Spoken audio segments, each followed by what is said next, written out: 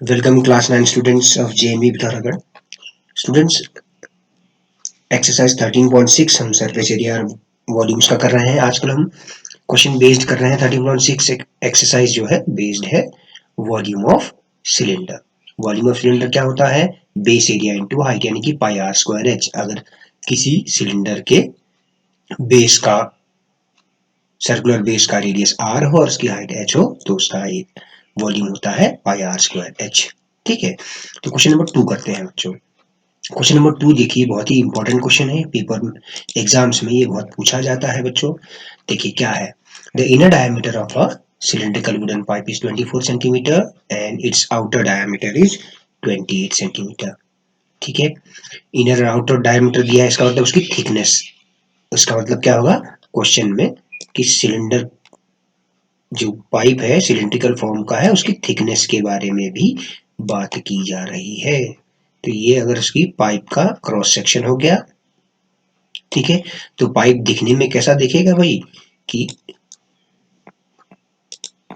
Pipe जो है किस तरह का दिखेगा कि भाई अंदर से तो आपको एक सिलेंडर, यानी कि दो सिलेंडर, दो खोखले सिलेंडर आप मान लीजिए कि खोखले सिलेंडर एक दूसरे के अंदर रख दिए गए, ऐसा ही तो मान सकते हैं हम।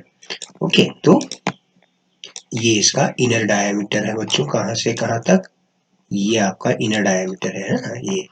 अच्छा, और इसी तरह से बाहरी होगा, बाहरी डायमीटर दे रखा है आपको 28 सेंटीमीटर। ठीक है, तो अगर आप देखें ध्यान से कि अगर इसमें जो लकड़ी है, जो वॉल्यूम है वुड का, इसमें जो वॉल्यूम है वुड का, वो क्या होना चाहिए? ठीक है, तो वॉल्यूम क्या होगा वुड का, आप खुद देखिए कि ये है ना, ये वुड वाला पार्ट है बच्चों, ये वाला जो है वुड वाला पार्ट है ना, तो ये वुड वाला पार्ट है जो मैं शेड कर रहा हूँ। तो ये केवल जो है पाइप में वुड वाला पार्ट केवल इतना ही है बच्चों,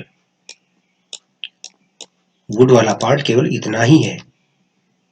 ठीक है, थोड़ा सा मेरी पेंटिंग गड़बड़ हो सकती है, तो ठीक है, तो इस तरह से है। ठीक है, तो अब आप देखिए कि अगर मैं बाहर के रेडियस को, है ना, अगर मैं बाहर के रेडियस को R2 से दिखा दूं, किससे दिखा दूं? R2 से दिखा दूं। If I say the outer radius is R2 and inner radius I am saying as inner radius यहाँ दिखा देता हूँ, मतलब इनर सिलेंडर का रेडियस कहने का मतलब ये हो गया। तो इनर का रेडियस आपके पास मान लीजिए R1 है। ओके, तो volume of wood in this pipe will be volume of outer cylinder minus volume of inner cylinder, यानी कि पाई R2 square H minus pi R1 square H. तो पाई एच कॉमन ले लिया, तो pi into R2 minus R1 का whole square minus H. अब जैसे volume होता ना, एक तरीका और है इसको करने का, अगर मैं ऐसा ना लिखूं, ऐसे भी तो वॉल्यूम निकाल सकता हूँ कि भाई वॉल्यूम क्या होता है, बेस एरिया इंटू, वॉल्यूम क्या होता है, बेस एरिया इंटू हाइट होता है। तो बेस का जो क्रॉस सेक्शन है बच्चों, बेस का जो क्रॉस सेक्शन है, बेस का क्रॉस सेक्शन आप देखिए, बेस का क्रॉस सेक्शन यानी कि एक रिंग फॉर्मेशन है। बेस क्या है, एक रिंग फॉर्मेशन है ना, इनर इनर रेडियस और आउटर रेडियस है इसकी।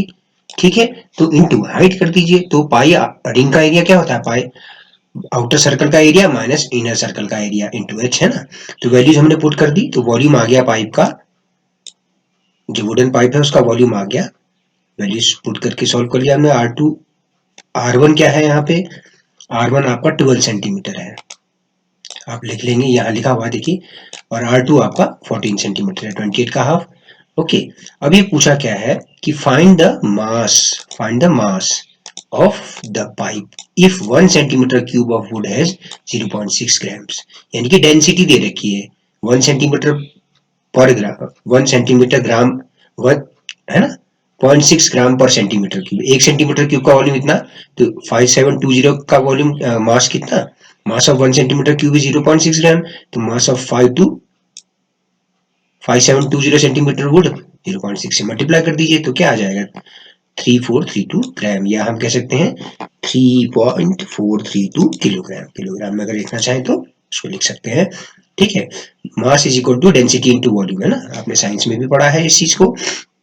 अच्छा ठीक है, तो हमने वॉल्यूम कैसे निकाला, वुड का जो लकड़ी वाला हिस्सा है, जो शेडेड पार्ट है, वो क्या होगा, आउटर सिलेंडर का रेडियस का वॉल्यूम माइनस इनर सिलेंडर का वॉल्यूम, या आप ऐसे कहिए कि सर्कुलर रिंग का, सर्कुलर बेस जो रिंग है उसका एरिया इंटू एच, है ना, कैसे भी करके फॉर्मूला लिख सकते हैं आप ये वाला। ठीक, फॉर्मूला ऐसा ही बना, किसी भी तरह से आप बता सकते हैं। ठीक है, क्वेश्चन नंबर 3 देखते हैं।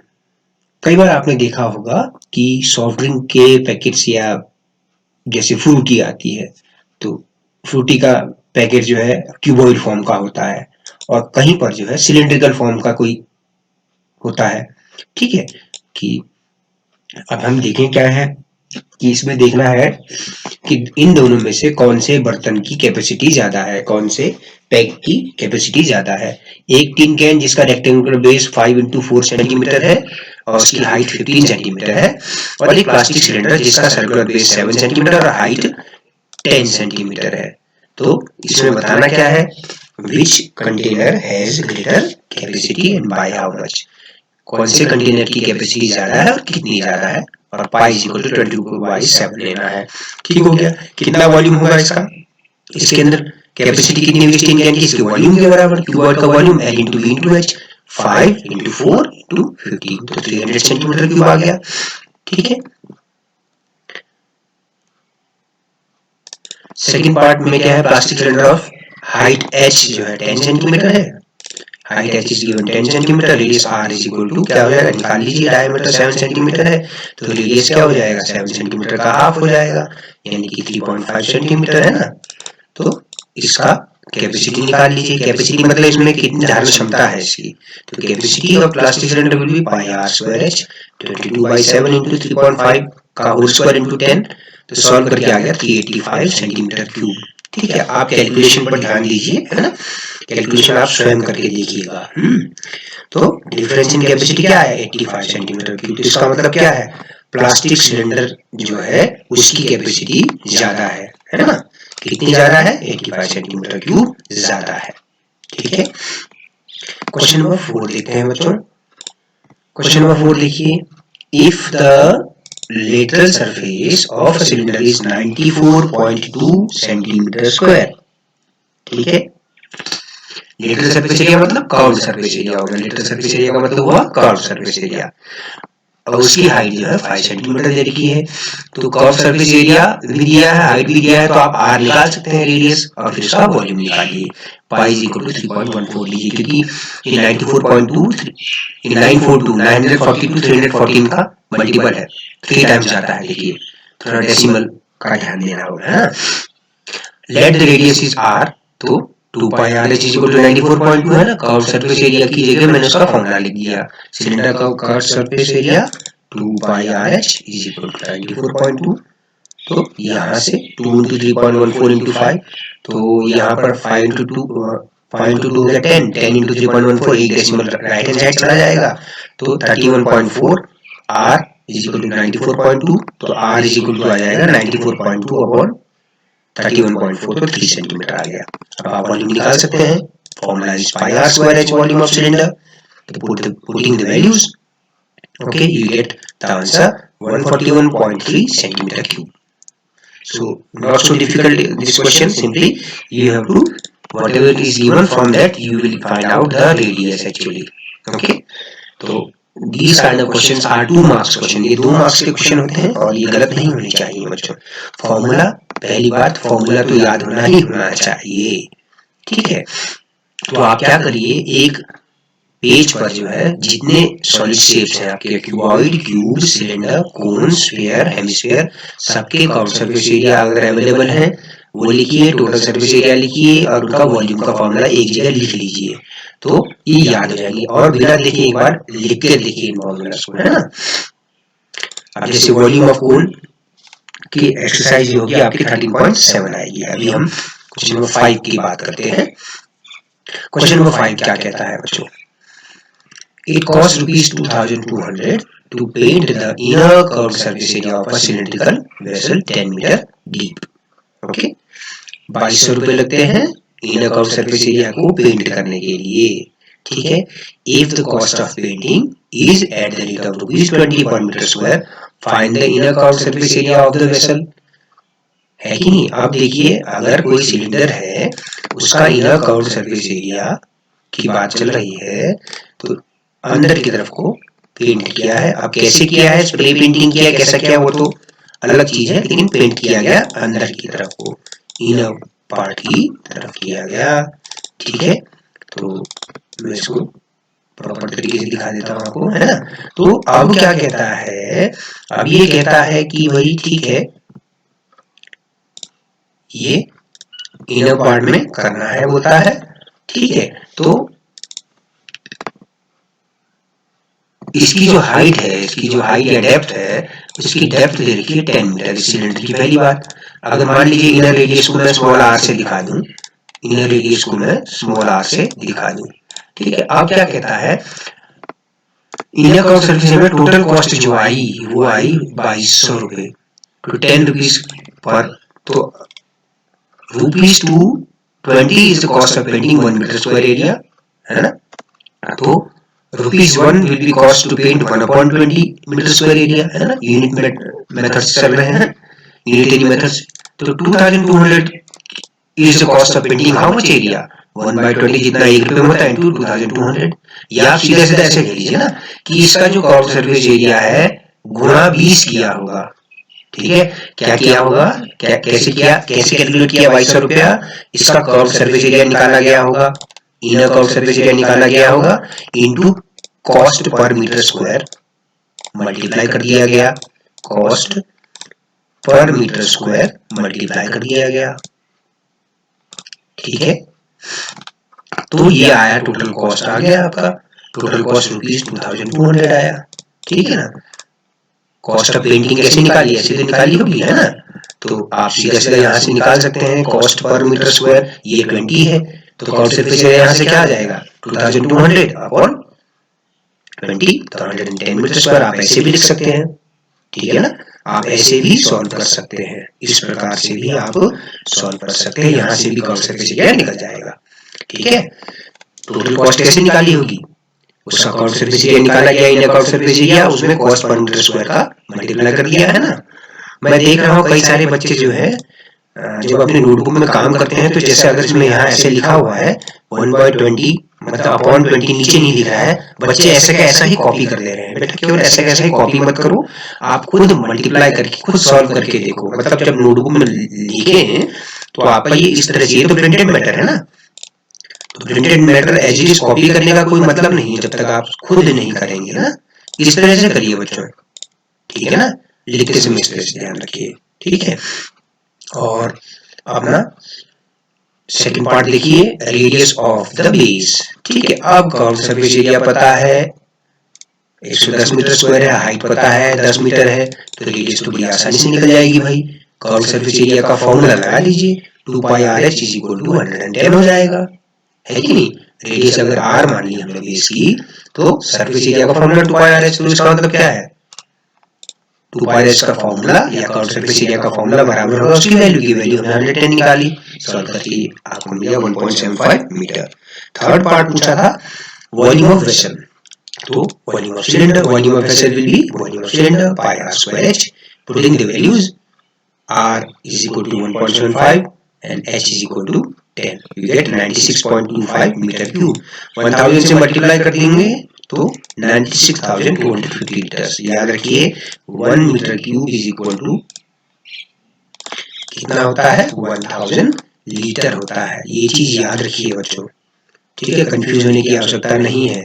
और इसी तरह से 1000 सेंटीमीटर क्यूब का मतलब हुआ बच्चों 1 लीटर, याद रखिए 1000 सेंटीमीटर क्यूब का मतलब हुआ 1 लीटर। ठीक है, ये आपने क्लास 8 में भी पढ़ा हुआ है, ये जो कन्वर्जन्स है। ठीक है, अब हम चलें क्वेश्चन नंबर 6 की तरफ बच्चों। ठीक है, एक क्लोज सिलेंड्रिकल वेसल है, क्या है, क्लोज सिलेंड्रिकल वेसल है, दोनों तरफ से कवर्ड है, इसकी हाइट 1 मीटर और उसकी कैपेसिटी आपको 15.4 लीटर्स है दी गई है। तो आप इसको बड़ी आसानी से मीटर क्यूब में चेंज कर सकते हैं, अभी थोड़ी देर पहले ही बताया। तो 1 litre is equal to 1 litre is equal to हो जाएगा 1/1000 मीटर क्यूब, है कि नहीं? 1/1000 लीटर को मीटर क्यूब में चेंज करने के लिए 1000 से डिवाइड कर देंगे हम, तो ये हमें मिल जाएगा। ठीक है, capacity h 1 metre, let the radius be r. अब पूछा क्या है, how many square metres of metal sheet would be required to make it. क्योंकि क्लोज्ड बनाया है तो टोटल सरफेस एरिया हमें कैलकुलेट करना है। टोटल सरफेस एरिया कैलकुलेट करने के लिए हमें क्या चाहिए, एच चाहिए, हाइट जो कि दी हुई है। आर हम कहां से फाइंड कर लेंगे, इस कंडीशन से फाइंड कर लेंगे।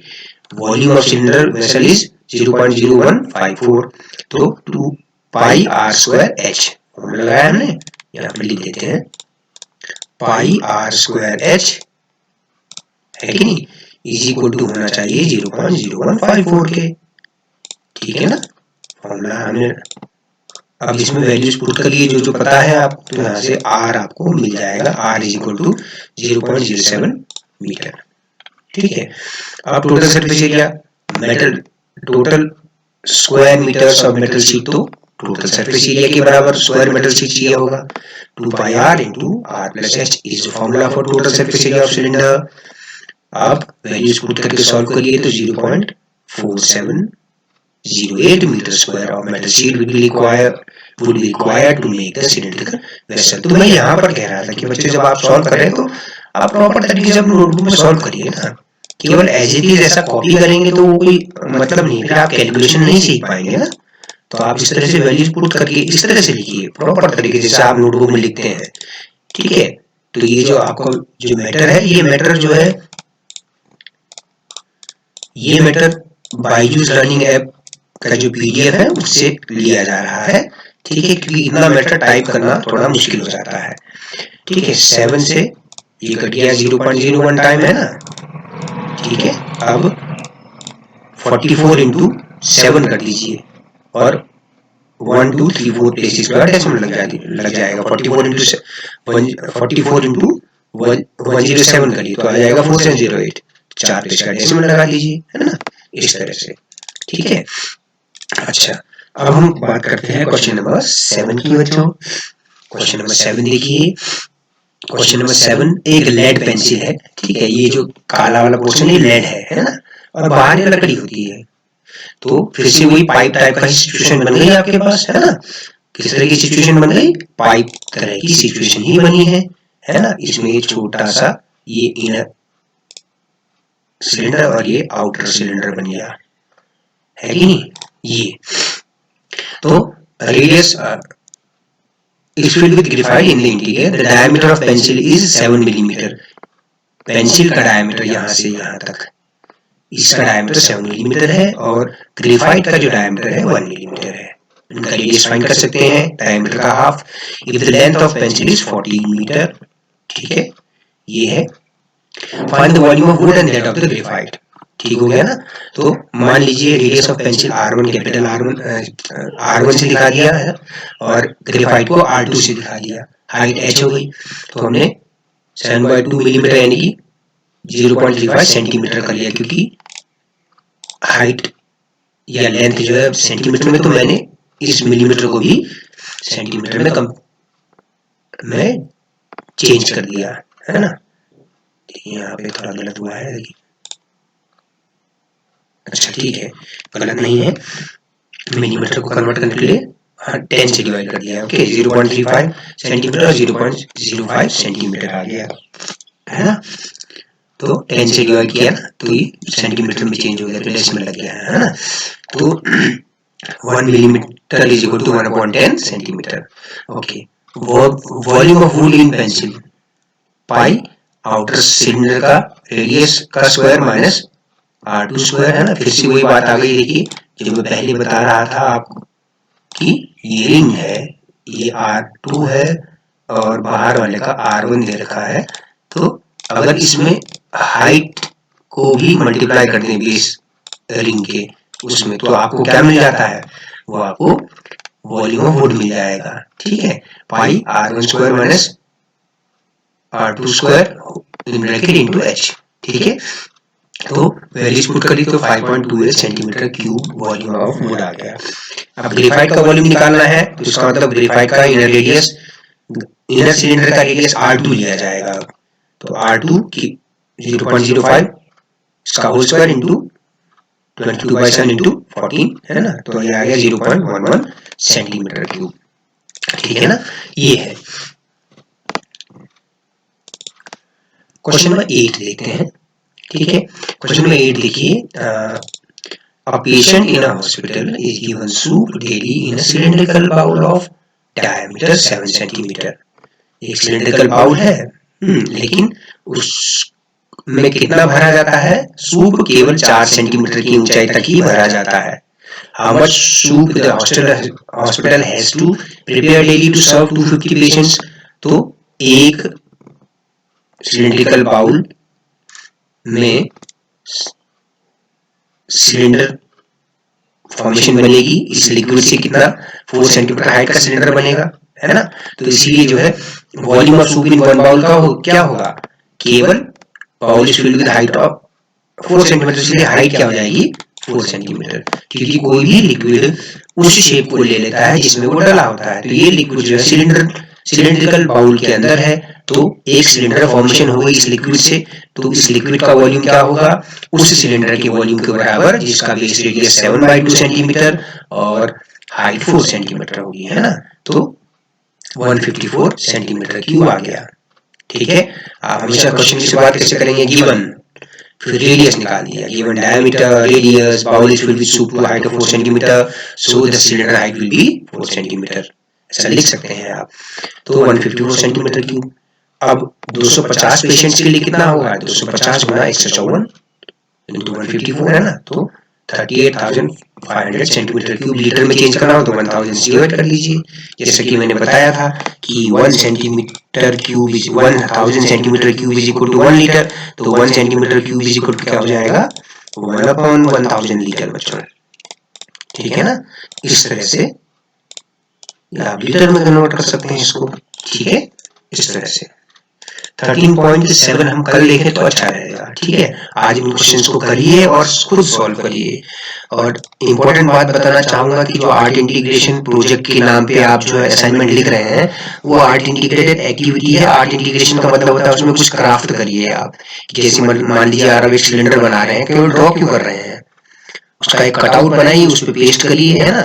तो वो तो एक्टिविटी होगी। क्रॉस करिकुलर प्रोजेक्ट है असल में आपका जो प्रोजेक्ट है इंटर डिसिप्लिनरी है, जैसे उत्तराखंड और कर्नाटक का पेयरिंग है, तो उनके कल्चर को लेते हुए कुछ मैथमेटिकल चीजें उसमें डालिए। कि मतलब जैसे मान लीजिए कोई टेम्पल आ गया, उस टेम्पल का एरिया है ना, या उस टेम्पल में कितना एयर है, या उस टेम्पल में कुछ ऐसे वेरियस शेप्स हैं, तो उनको डिस्क्राइब करिए।